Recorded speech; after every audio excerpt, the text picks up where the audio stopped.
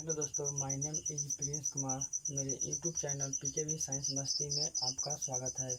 आज हम लोग बिहार बोर्ड क्लास 10th के साइंस में जो भी अब वीवीआई ऑब्जेक्टिव जो है सब्जेक्टिव है उसको हम लोग जानेंगे। सब्जेक्टिव क्वेश्चन के बारे में जो भी बिहार बोर्ड 2023 में पूछा जाएगा 2023 में एग्ज़ाम में, तो उसके लिए हम लोग पढ़ेंगे वीवीआई क्वेश्चन। जो भी वीवीआई क्वेश्चन है उसको हम लोग देखते हैं, जो हर साल पूछी जाती है उसको हम लोग देखेंगे और उसका सॉल्यूशन करेंगे उस क्वेश्चन का। तो चलिए हम लोग देखते हैं आगे। किसी अवतल लेंस की फोकस दूरी 15 सेंटीमीटर है। बीम को लेंस से कितनी दूरी पर रखें कि इसके द्वारा बीम का प्रतिबिंब लेंस 10 सेंटीमीटर दूरी पर बने। लेंस द्वारा उत्पन्न आवर्धन भी ज्ञात कीजिए। इस क्वेश्चन में बोला जा रहा है कि इस प्रतिबिंब की जो दूरी है कितना दूरी पर रखा जाएगा, प्रतिबिंब की दूरी निकालनी है इसमें, और लेंस द्वारा उत्पन्न आवर्धन को ज्ञात करना है। तो फोकस दूरी इसमें दिया हुआ है 15 सेंटीमीटर और इसमें वो प्रतिबिंब की जो दूरी है इसमें 10 सेंटीमीटर दिया है। तो प्रतिबिंब की दूरी 10 सेंटीमीटर भी से हम लोग डिनोट करते हैं, तो यहाँ पे भी बराबर -10 सेंटीमीटर लिख दिया है। और ये वस्तु की दूरी निकालनी है, यू बराबर निकालनी है। तो लेंस सूत्र से हम लोग जानते हैं 1/f equal to 1/v minus 1/u। हम लोग ये जानते हैं, ये सूत्र है लेंस से। लेंस सूत्र हम लोग पढ़े हैं और उसके बारे में हम लोग पहले जान चुके हैं। तो हम लोग क्या करेंगे, ये लेंस सूत्र है, ये आप लोग को पहले से याद भी होगा लेंस सूत्र। तो उस पर हम लोग मान रखेंगे उसका और निकालेंगे वस्तु की दूरी। तो देखिए यहाँ पे है 1/, और यहाँ पे f है, तो f यहाँ पे दिया हुआ है -15 दिया हुआ है, तो यहाँ पे -15 लिख दिए। और यहाँ पे देखिए 1/v है, तो 1/v के स्थान पे 1 का 1 और v इक्वल टू -10 है, तो यहाँ पे -10 रख दिए। फिर माइनस का माइनस और 1 का 1 और यू नहीं दिया हुआ है, यू निकालेंगे हम लोग वस्तु की दूरी है या निकालना है हमको। तो फिर यहाँ पे लिखेंगे क्या 1/u। यू को ये माइनस में है, जब बराबर के इस साइड में आएगा तो यह प्लस में हो जाएगा यू, और यह माइनस में है तो बराबर के इस साइड में आएगा तो हो जाएगा प्लस। तो यहाँ पे प्लस लिख दिए हैं, यहाँ पे इसको प्लस लिख दिए हैं, और जो ये है ये -10 1/-10 का 10 लिख दिए हैं, और यहाँ पे 1/-15 है तो यहाँ पे प्लस हो जाएगा। फिर 1/u यहाँ पे लिख दिए, और 1/15 यहाँ पे लिख दिए, प्लस है तो प्लस में, और इसको 1/10 को माइनस में लिख दिए, यानी चेंज कर दिए हैं, माइनस को इधर कर दिए हैं, और 1/15 प्लस में है तो प्लस में ही रहेगा, और 1/10 यहाँ पे है। इसका बटा का जोड़ करेंगे तो 1/u इक्वल टू हो जाएगा, इसका लघुत्तम करेंगे तो 30 आएगा, और 15 से इसमें भाग देंगे तो 2 मरतबे कटेगा, फिर इस 10 से भाग देंगे 30 में तो 3 मरतबे कटेगा, घटाएंगे तो -1/30 आ जाएगा, और 1/u इक्वल टू -1/30। तो इसको पलटेंगे, जब यू को ऊपर जब भेजेंगे तो यू हो जाएगा, और बटा के नीचे 1, तो 1 छुपा रहता है, इसमें भी 1 हो जाएगा तो 1 छुपा रहता है, तो 1 को हम लोग क्या करते हैं 1 नहीं लिखते हैं, क्योंकि ये छुपा हुआ रहता है नीचे की ओर। तो यहाँ पे हम लोग देखें कि वस्तु की जो दूरी है -30 सेंटीमीटर है, और तो इसमें अतः वस्तु लेंस से 30 मीटर की दूरी पर स्थित है। वस्तु जो है वह लेंस से कितने मीटर की दूरी पर स्थित है, 30 सेंटीमीटर की दूरी पर स्थित है। और यहाँ पे आवर्धन बराबर, अब इसमें बोला था कि आवर्धन भी निकालना है, इसमें आवर्धन। तो लेंस के आवर्धन हम लोग जानते हैं, लेंस की फार्मूला जो है आवर्धन बराबर m/v/u। यह पूछा हुआ क्वेश्चन है, ऑब्जेक्टिव में भी पूछ सकता है। m बराबर लेंस के आवर्धन होता है v/u। तो यहाँ पे है u का मान कितना है और v का मान कितना है वो रखना है। तो v का मान हम लोग पहले से जान रहे हैं -10 सेंटीमीटर है, तो -10 सेंटीमीटर यहाँ पे लिख दिए, और u का मान अभी हम लोग का निकला है यहाँ पे -30 है, तो -30 यहाँ पे लिख दिए। फिर माइनस से माइनस कैंसिल हो जाएगा तो प्लस हो जाएगा, फिर 10 से भाग देंगे इसमें, तो 10 से इसमें भाग देंगे तो कट कर आएगा 0.33। यही हुआ मेरा आंसर। अब हम लोग जानेंगे तारे क्यों टिमटिमाते हैं। तारे क्यों टिमटिमाते हैं, तो इसका आंसर होगा तारे की टिमटिमाहट उसके प्रकाश के वायुमंडलीय अपवर्तन के कारण होती है। हवा की परतों की घनत्व बदलते रहने के कारण तारों से चलने वाली प्रकाश की किरणें इन परतों से अपवर्तित होकर अपने मार्ग से कभी कम विचलित तो कभी अधिक विचलित होती है। इससे आँखों में प्रकाश कम पहुँचता है तो कभी अधिक पहुँचता है, जिसके कारण तारे टिमटिमाते हुए नजर आते हैं। तो प्रकाश की जो किरण है वह कभी जो है हवा में जो है वह वायुमंडल में बहुत सारे कण उपस्थित होते हैं, उससे टकराने के बाद कभी कभी हमारे आँखों तक कम प्रकाश आता है तो कभी अधिक आता है, जिसके कारण जो तारे हैं वो टिमटिमाते हुए नजर आते हैं। तो प्रकाश के वायुमंडलीय अपवर्तन के कारण तारे टिमटिमाते हुए प्रतीत होते हैं। ये क्वेश्चन ऑब्जेक्टिव में पूछा हुआ है, तारे क्यों टिमटिमाते हैं? तो जो तारे हैं वो वायुमंडलीय अपवर्तन के कारण टिमटिमाते हैं। इसको आप लोग याद करके रखिएगा। तारे क्यों टिमटिमाते हैं? तो वायुमंडलीय अपवर्तन के कारण तारे टिमटिमाते हुए प्रतीत होते हैं।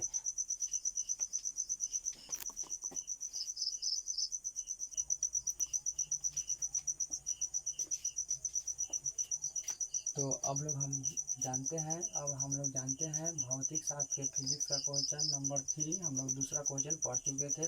अब हम लोग जानते हैं क्वेश्चन नंबर 3 के बारे में। क्वेश्चन नंबर 3 के बारे में जानते हैं। क्वेश्चन नंबर 3 पढ़िए और देखिए, दीर्घ दृष्टि दोष क्या है? दीर्घ दृष्टि दोष का मतलब होता है दूरदृष्टि दोष। इसी का नाम है दूसरा दूरदृष्टि दोष। दीर्घ का मतलब होता है 12 यानी दूर, और दीर्घ दृष्टि दोष को क्या बोलते हैं? दूरदृष्टि दोष। तो दूरदृष्टि दोष क्या है या दीर्घ दृष्टि दोष क्या है? दोनों सेम क्वेश्चन है। इस दृष्टि दोष को कैसे संशोधित किया जा सकता है? तो इसमें दीर्घ दृष्टि दोष से क्या समझते हैं और दृष्टि दोष को कैसे संशोधित किया जा सकता है, यानी इसका उपचार कैसे हम कर सकते हैं, तो उसके बारे में हम लोग जानेंगे। तो दीर्घ दृष्टि दोष क्या है पहले हम लोग जानते हैं, यानी दूरदृष्टि दोष क्या है। तो जिस नेत्र में दूरदृष्टि दोष हो जाता है वह निकट की वस्तुओं को स्पष्ट रूप से नहीं देख सकता है, यानी साफ साफ नहीं देख सकता है। जिसमें दीर्घ दृष्टि दोष हो जाता है यानी दूरदृष्टि दोष जिस व्यक्ति में हो जाता है वह व्यक्ति निकट की वस्तुओं को स्पष्ट रूप से नहीं देख सकता, यानी जिसमें दूरदृष्टि दोष हो जाता है वह व्यक्ति निकट की वस्तु को साफ साफ नहीं देख सकता। निकट की वस्तु को साफ साफ नहीं देख सकता है, स्पष्ट रूप से नहीं देख सकता है, स्पष्ट रूप से नहीं देख सकता है। जो व्यक्ति जो है जिस व्यक्ति में यदि दूरदृष्टि दोष हो जाएगा वह व्यक्ति निकट की वस्तुओं को साफ साफ नहीं देख सकता है। तो हम लोग जान रहे थे कि निकट दृष्टि दोष से दूरदृष्टि दोष के बारे में हम लोग जान रहे थे। दूरदृष्टि दोष, तो दूरदृष्टि दोष से पीड़ित व्यक्ति को निकट की वस्तुओं को साफ साफ नहीं देख सकता है। इसका कारण क्या है? तो इस निम्न कारण है। एक में है नेत्र गोलक का छोटा हो जाना, अर्थात नेत्र लेंस और रेटिना के बीच की दूरी का कम हो जाना, यानी रेटिना और लेंस की जो दूरी होगी वह कम हो जाएगी। रेटिना और लेंस की दूरी कम हो जाने पर कौन दृष्टि दोष हो जाता है? तो दीर्घ दृष्टि दोष हो जाता है। दूसरा इसका कारण है नेत्र लेंस का आवश्यकता से अधिक पतला हो जाना। आवश्यकता से अधिक पतला हो जाएगा तो वह दीर्घ दृष्टि दोष उत्पन्न हो जाता है, और जिसके कारण उसकी फोकस दूरी क्या होती है? बढ़ जाती है, और उसके कारण उसकी फोकस दूरी बढ़ जाएगी तो वह दीर्घ दृष्टि दोष हो जाता है, जिसके कारण व्यक्तियों को क्या होता है? निकट की वस्तु साफ साफ नहीं दिखाई देता है, सिर्फ दूर का ही वस्तु दिखाई देता है। तो चलिए हम लोग जानते हैं आगे निवारण। इसका निवारण यानी इसके उपचार संशोधित कैसे कर सकते हैं? संशोधित का मतलब हुआ निवारण। इसका उपयोग जो है कैसे कर सकते हैं, इसका हम लोग कैसे इसको उपचार कर सकते हैं? तो इसके उपचार के लिए हम लोग क्या क्या कर सकते हैं तो ये हम लोग जानते हैं। तो देखिए एक नंबर में है इसका, चलिए समझिए। इस दृष्टि दोष को दूर करने के लिए उत्तल या अभिसारी लेंस के चश्मे का व्यवहार किया जाता है। उत्तल या अभिसारी, उत्तल का ही दूसरा रूप है, अभिसारी नाम है इसी का ही। उत्तल जो है उत्तल लेंस या अभिसारी लेंस दोनों सेम ही है।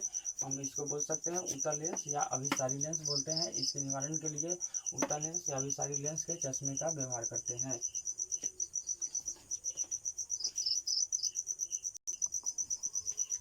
तो अब लोग हम जानते हैं क्वेश्चन नंबर 4, चुंबकीय क्षेत्र रेखाओं के दो गुणों को लिखे। तो चुंबकीय क्षेत्र रेखाओं के दो गुण लिखते हैं, ये बहुत ही इंपॉर्टेंट है क्वेश्चन, ये हमेशा पूछा जाता है। चुंबकीय क्षेत्र के रेखाओं को दो गुणों को लिखे, ये इंपॉर्टेंट क्वेश्चन है बिहार बोर्ड क्लास 10th के लिए। तो चलिए हम लोग इसको देखते हैं। इसका दो गुण है, बहुत ही महत्वपूर्ण है।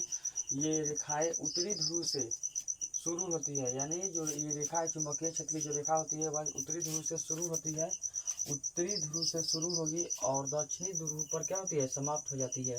तो उत्तरी ध्रुव पे स्टार्ट होगा और दक्षिणी ध्रुव पे समाप्त हो जाएगा, उसको क्या कहेंगे, चुंबकीय क्षेत्र रेखाएं का वह गुण है, पहला गुण है। और ये रेखाएं बंद आकृति में पाई जाती है। ये जो रेखा है चुंबकीय क्षेत्र रेखाएं जो है वह बंद आकृति में पाई जाती है। इसका दूसरा गुण है कि ये रेखाएं कभी एक दूसरे को नहीं काटती है। चुंबकीय रेखाएं एक दूसरे को कभी नहीं काटती है। पूछ सकता है कि चुंबकीय क्षेत्र रेखाएं एक दूसरे को काट सकता है, तो कभी नहीं काट सकता है। चुंबकीय क्षेत्र रेखाएं एक दूसरे को कभी नहीं काटती है। तो चुंबकीय क्षेत्र रेखाएं एक दूसरे को कभी नहीं काटती है, ये इसका गुण है। चुंबकीय क्षेत्र रेखाएं का महत्वपूर्ण गुण ये दो था और दोनों आप याद कर लीजिएगा, ये बहुत ही महत्वपूर्ण गुण है चुंबकीय क्षेत्र रेखाएं का। तो आप लोग इसको याद कर लीजिए। फिर आइए हम लोग देखते हैं अगले वीडियो में।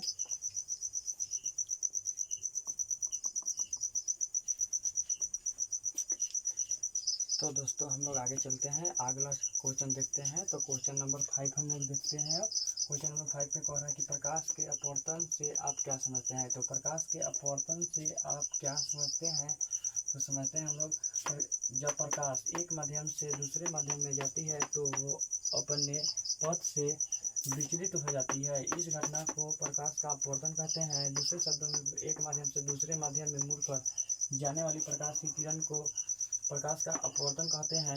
जैसे समझिए, एक माध्यम से दूसरे माध्यम में हम बोले हैं, इसमें बोला गया है कि एक माध्यम से दूसरे माध्यम में मुड़कर जाने वाली। तो समझिए, माध्यम यहाँ पे फर्स्ट है, तो माध्यम 1 हो गया और माध्यम सेकंड हो गया। तो एक माध्यम से दूसरे माध्यम में ये जब ये आ रहा है तो ये मुड़ कर जा रहा है, तो इसको सीधे जाना चाहिए, लेकिन क्या हुआ, यह मुड़ कर आया। तो एक माध्यम से दूसरे माध्यम में मुड़ कर जाने वाली प्रकाश की किरण को क्या कहलाएगा, प्रकाश का अपवर्तन। फिर यहाँ पे देखिए, जब एक माध्यम से दूसरे माध्यम में कोई भी प्रकाश मुड़कर जाएगा तो वह प्रकाश का अपवर्तन कहलाता है, वह घटना प्रकाश का अपवर्तन कहलाता है। तो समझिए, एक माध्यम से यह प्रकाश आ रहा है, ये माध्यम 1 है जिसमें सघन माध्यम है और सेकंड माध्यम में है विरल माध्यम है। तो जब प्रकाश फर्स्ट माध्यम से सेकंड माध्यम में आ रहा है तो क्या हो रहा है, यह अपने पथ से विचलित हो जा रहा है, मुड़ जा रहा है। तो इस घटना को क्या कहेंगे, प्रकाश का अपवर्तन कहेंगे। तो प्रकाश का अपवर्तन समझ में आ ही गया होगा, आप लोग समझ गए होंगे कि एक माध्यम से दूसरे माध्यम में मुड़कर जाने वाली प्रकाश की किरण को प्रकाश का अपवर्तन कहते हैं। यानी एक माध्यम से दूसरे माध्यम में मुड़कर जाने वाली प्रकाश की किरण को प्रकाश का अपवर्तन कहेंगे। तो प्रकाश के अपवर्तन के दो नियम होता है। ये क्वेश्चन ऑब्जेक्टिव में पूछ सकता है कि प्रकाश के अपवर्तन के कितने नियम होते हैं। तो प्रकाश के अपवर्तन के 2 नियम होते हैं। तो ये है प्रकाश का अपवर्तन।